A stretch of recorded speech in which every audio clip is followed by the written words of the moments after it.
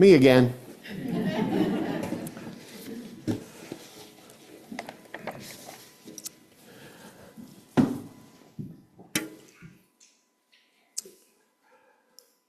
I want to talk on this day about the beach. I love the beach. Or at least I've always assumed I love the beach. I know I love the idea of the beach. I especially love the beach when I am not at the beach. Because then I'm longing for it. I'm missing it. I'm looking forward to it, but I'm thinking about the best parts of the beach. That massive roar that hits you when you step through the dunes. I'm thinking about the sparkling sunlight dancing across the sea spread out in front of you. I'm thinking about the sweet smelling breeze that comes in off the water and cools your face. I'm thinking about the kaleidoscope of the sky and the sun as it peeks over the horizon. I'm thinking about the glorious repetition of the waves crashing into the shore. I know that I love that beach. The problem is, when I actually get to the beach, there are realities to the beach that I find unpleasant. There is the stop and go procession of cars that you usually find yourself in. There is the desperate search for the unicorn rare parking spot. There is the sweaty, lumbering zombie walk through ankle-deep sand, piled high with coolers and chairs and umbrellas. There is the almost immediate migration of sand into every sunless crack and crevice of your body. There are the invariably loud and inappropriate human beings who insist on encroaching on your personal space. There's the piercing walk through the infinite shards of broken shells that rival a child's Lego play area. There are the jellyfish strands and curtains of kelp you find yourself dodging. There is the constant reapplication of sunscreen and the sunburn you end up with anyway. See, when I'm actually at the beach, I remember how much I actually don't love about it. There are unpleasant things about the beach. They are the necessary tolls for the sounds and the colors and the view, and they're the ones I'm not thrilled about paying. Sometimes I think I love the idea of the beach more than the beach. And I think many of us feel the same way about democracy, about justice, about equality. We love the idea of these things, but we don't necessarily want to pay for them. Now, we all love Dr. Martin Luther King's "I Have a Dream" speech. It's one of the most well-known and celebrated monologues of all time. And for good reason. It is vivid in its imagery, stirring in its tone, and clear in its aspirations, but it's probably other things that we don't remember when we think of that speech. Do we really love the "I Have a Dream" speech, or do we just think we love it? Do we just love the idea of it? Do we want the dream without paying the cost in our waking lives? Do we hope for everyone to reach the mountaintop without being willing to descend to make sure that everyone makes it up the face of the mountain? When we read through or listen attentively to Dr. King's speech, we realize it isn't as comforting as we might want. There is cost and messiness. There are expectations of change and sacrifice and discomfort. Joe, are we able to put that up on the wall, buddy? Thank you. I want to read a little bit from this speech. Dr. King says, "We have also come," if you can hit that slide. "We have also come to this hallowed spot to remind America of the fierce urgency of the now. This is no time to engage in the luxury of cooling off or take the tranquilizing drug of gradualism." See, he warns professed allies that we cannot be satisfied with the pace of progress or pause to rest in the present or pat ourselves on the back for what we believe we've accomplished. And we probably did that prior to 2016. And he says this: It would be fatal for the nation to overlook the urgency of the moment. This sweltering summer of the Negro's legitimate discontent will not pass until there is an invigorating autumn of freedom and equality. 1963, 62 years ago, is not an end but a beginning. Those who hope that the Negro needed to blow off steam and will now be content will have a rude awakening if the nation returns to business as usual. Next slide. There will be neither rest nor tranquility in America until the Negro is granted his citizenship rights. The whirlwinds of revolt will continue to shake the foundations of our nation until the bright day of justice emerges. See, it's the dream of the mountaintop, friends, but it's not going to be pretty or easy. Dr. King is forecasting turbulence and almost guaranteeing struggle. He is laying out the cost and the necessary frictions of freedom. This is not some tame, gentle request for equality as we often sanitize it into. It is a steady, forceful demand for it. Not long after the 2024 election, I was having breakfast with a group of clergy at an Austin seminary, gathering to discuss the role of people of faith in the coming season, the season that we are now in. One of the people at the table was an African-American pastor who was a young man who had lived on the front lines of the civil rights movement. And he said to those of us who gathered, the reality is that people are going to suffer. Many are going to be injured, and some will even die as we face what is ahead, what we are now in.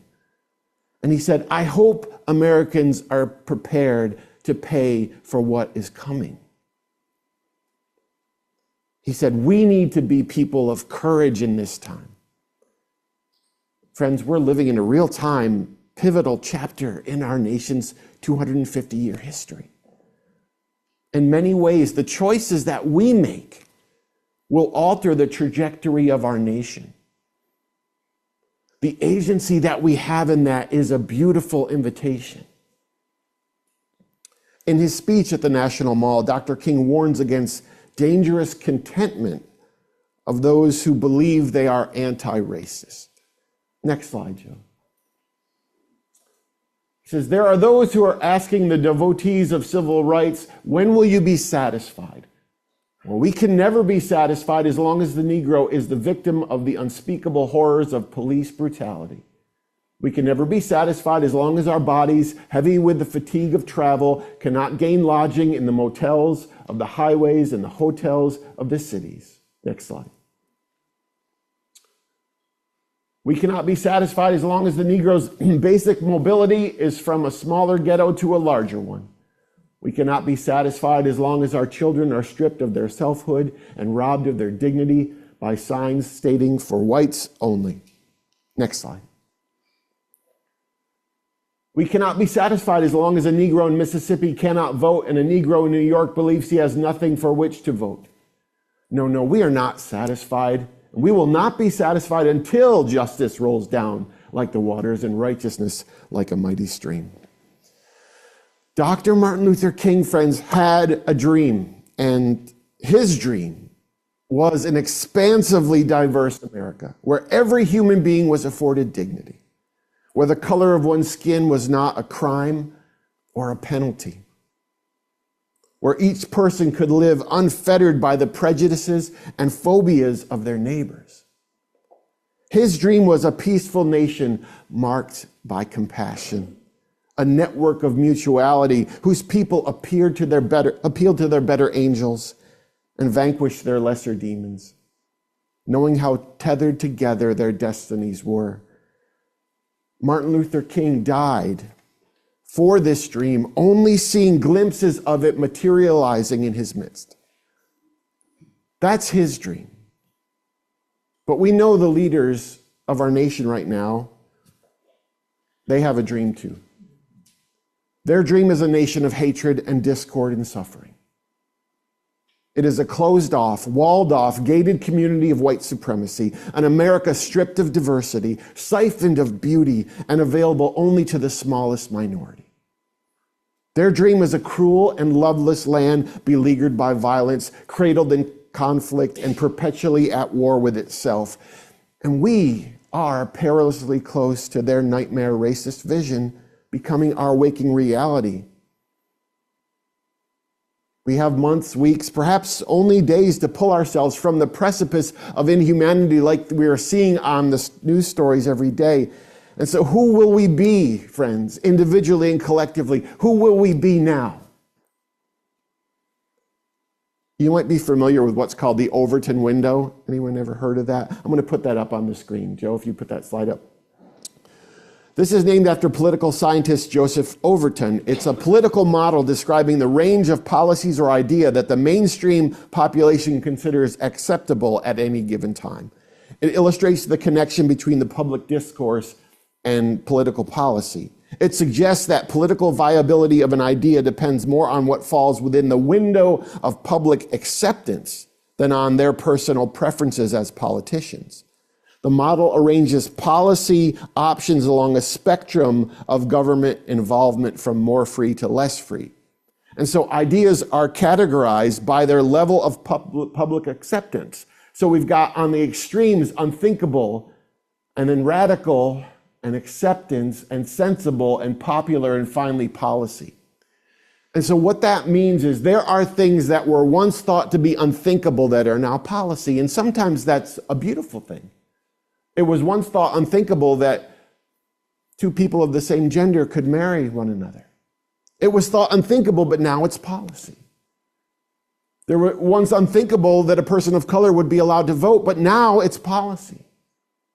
But it also works the other way. When that window shifts and dehumanization and violence and subjugation of people becomes gradually more and more palatable or acceptable, then we move into a place where policy, that becomes policy. And so right now, the window is in danger of shifting, right? We feel that. We often talk about the bending of the arc of the moral universe, but that's kind of nebulous. But the Overton window, we can see this is what we're talking about. This is a tangible way to think about our impact on the world. What we collectively as a people can say, this is unacceptable. This is radical. This is unthinkable. Dr. King's dream is one that will not simply come. It will need to be engineered and co-created, manifested through action. We want to see beautiful, unthinkable things become reality, don't we? We want to see those yet achieved aspirations become incarnated in the nation in which we live, and so that means it's up to us. I imagine all of us here would declare ourselves champions of racial justice, believers in the inherent value of disparate human beings. We would be insistent on the value of a black life. But we have to reckon with the reality that 62 years after this mountaintop dream speech, systemic inequities still abound, diversity is still elusive, people of color still remain underrepresented and underserved, and that the biggest remaining obstacle are white professed religious people. I don't want to be the bearer of bad news, but I am. But right now, I think our hearts are heavy, right? Because we're watching one of the most violent, lawless, amoral attacks on human and civil rights in the weaponization of ICE against immigrants in the Latino community and anyone standing with those communities. We are witnessing a full-blown authoritarian regime assembling a theocracy in front of our eyes.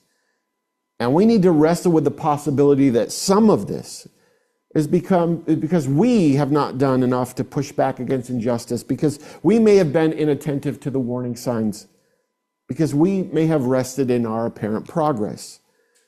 So the question, friends, is Dr. Martin Luther King's dream still possible? And what are we willing to spend in the prize of that dream? That is not bad news. That is good news. That is an invitation. Because we're watching scenes play out that are horrifying, but we're watching beautiful scenes taking place. Citizens standing up for strangers, stepping between ICE and those who would abduct and beat and abuse and send away without due process or just cause. They're putting their bodies and their safety on the line in front of restaurants and in carpool lines and at intersections. And I wonder what we would do if those forces stood up and walked through this door and entered this room. If ICE was here, how would we respond? I know how I think I want to respond. I know how I imagine I would respond, but then I realize that might not be how I would respond. Self-preservation might take over. Fear. But these are days for courage and clarity. See, here's what I know. We're all going to be faced with some kind of decision in the coming days. It may not involve braving tear gas or being blinded by rubber bullets or being gunned down in our cars. It may be the opportunity to stand in a town meeting and speak up. It may be in a neighborhood gathering to quiet words of dehumanization. It may be subtly but steadily confronting racism on our social media profile. It may be just a simple, beautiful, redemptive act that we get to participate in this larger dream.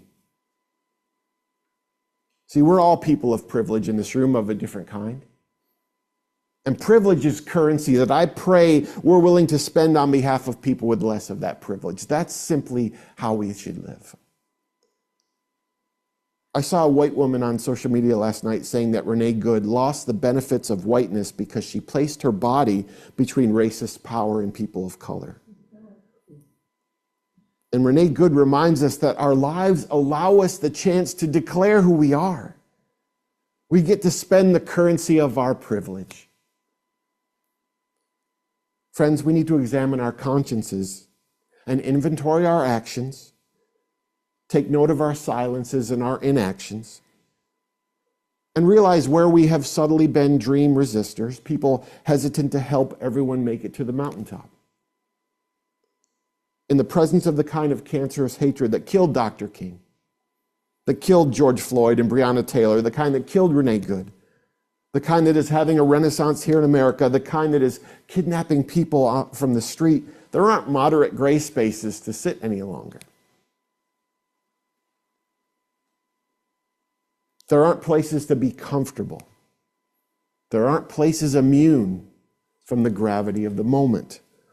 No, this is a stark black and white extremist clarity. We either oppose the inhumanity or we abide it. We condemn violence or we're complicit in it. We declare ourselves fierce and vocal adversaries of bigotry or we become its silent ally.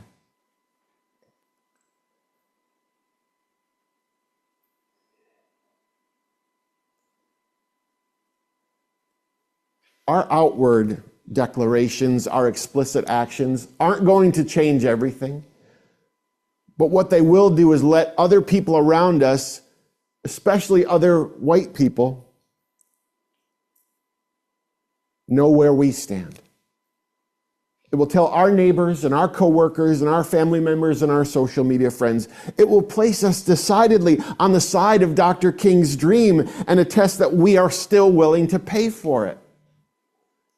And I don't want you to see this moment with dread or fear or resignation. I want you to see it with promise and with hope and with possibility. Because our small actions will shout against the inhumanity across tables and in pulpits and in break rooms and on our news feeds and in presidential tweets. It will shout against those things. It will speak. It will be counted. I think all people of privilege need to condemn white racism in America or be guilty of it. And I want to be someone who condemns it. See, that America that Dr. King dreamed of is still a place off in the distance. It's still only an aspiration, a great hope, yet unrealized, a glorious reality not stepped into yet. It's a beautiful dream still relegated to the yet to come, still only the stuff of slumber. And while these things remain true, we who believe in the dream can't rest. I know you're tired. Dr. King was tired. People throughout the history of this nation have been tired, but they kept going. Someone said to me the other day, "You look tired, John." I said, "This is my default face now." See, we cannot celebrate Dr. King's life without adequately being reminded that this nation has to embrace the fierce urgency of the now. Now, I can't tell you how much you should be doing or the specific of what activism feels congruent with your values or your character and comfort. We're all different. I can only remind you that these are the most consequential days of our lifetimes, and we are being whoever we are in them. I have a story in my head about who I am, and then I have my actions, and I want them to be the same. Tomorrow is Martin Luther King Jr. Day. It's a fine thing to contend that you celebrate the man, to post memes and share quotes and invoke his name, but know that these things are easy. There's no real cost to them, no investment of yourself in them. They are the cheapest and safest form of activism. Dr. King's dream was costly. It was a pearl of greatest price. It was worth his life to him. Is it worth our lives to us? Not that we may have to die for them, but will we live for them? I was fortunate enough, Joe, if you could show that picture. I was fortunate enough a couple of weeks ago to speak at the very same spot on the mall where Dr. King shared his dream with the nation. It was a sobering, humbling, sacred experience. And on that day, I lamented the fact that we are the nation we are right now, but I did my best to steward the dream as best I could. And I think that's the calling on each of us who believe in that dream. Take that, guys. Thank you. So here's the deal, friends. As I read the last moments of Dr. King's speech, don't be distracted by the beauty. Don't be numbed by the poetry. Understand how costly freedom is for all people. Understand how costly freedom is for those who already enjoy a great measure of it. Ask yourself what the mountaintop is worth to you. What are you willing to spend yourselves on behalf of? See those slides, Joe. Thank you. And if America is to be a great nation, this must become true. And so let freedom ring from the prodigious hilltops of New Hampshire. Let freedom ring from the mighty mountains of New York. Let freedom ring from the heightened Alleghenies of Pennsylvania. Let freedom ring from the snow-capped Rockies of Colorado. Next slide. Let freedom ring from the curvaceous slopes of California. But not only that, let freedom ring from Stone Mountain of Georgia. Let freedom ring from Lookout Mountain of Tennessee. Let freedom ring from every hill and molehill of Mississippi, from every mountainside. Let freedom ring. Last one. And when this happens, when we allow freedom ring, when we let it ring from every village and every hamlet, from every state and every city, we will be able to speed up that day when all of God's children, black men and white men, Jews and Gentiles, Protestants and Catholics, will be able to join hands and sing in the words of the old Negro spiritual. Free at last, free at last. Thank God Almighty, we are free at last. I want to add an addendum to these words, as sacrilegious as that is. Let freedom ring here in Wake Forest. Let it ring in Raleigh. Let it ring in Wakefield, and in Durham, and Zebulon, and Cary, and Youngsville. Let it ring on our social media profiles, in our workplaces, in our classrooms, in the conversations we have with strangers and with our families. Let freedom ring in the way we spend our money, the causes we give our time to, and in the small and close spaces where we are the only one present to give freedom a voice.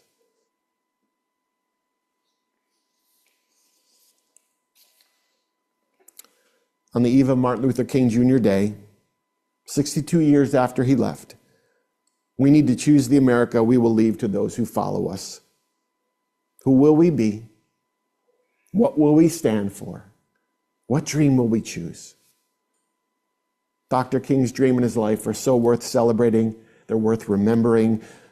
They're worth pausing to honor. But more than that, they're worth living and fighting and dying for. May we who share the dream steward it until it is no longer a dream at all, but the glorious reality of our national daylight. May we live to see some of the dawn in our time.